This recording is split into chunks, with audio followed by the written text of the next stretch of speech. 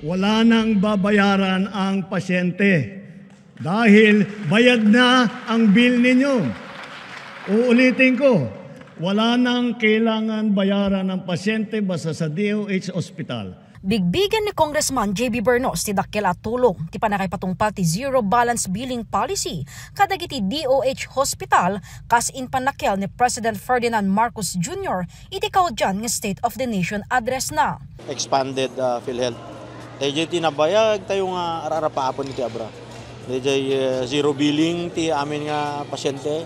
Kasi nga kung kunak no makarik nakategorigo rin sakit ti ulon ammom nga mapanghag pa doktor awan ti gaston dahil labanog mo mapandi dahil plete mo mapandi ammom nga libre amin nga ipaay amin iti national government amin nga kasusim nga paagas, whether it be minor, major, even surgeries and all, daamin di dayan.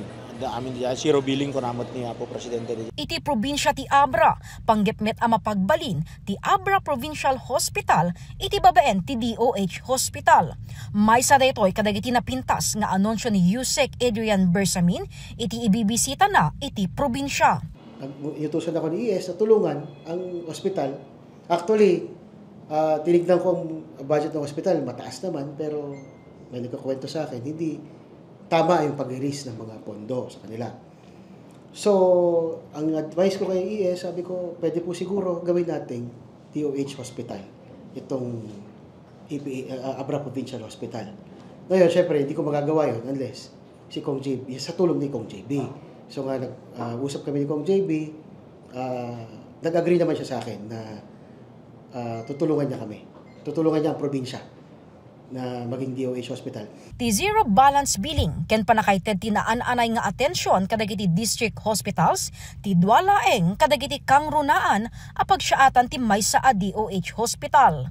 Mahina ang district hospital in terms of syempre wala nang papagamot dahil syempre kulang ng gamot, kulang ng gamit, kulang ng professionals, healthcare professionals.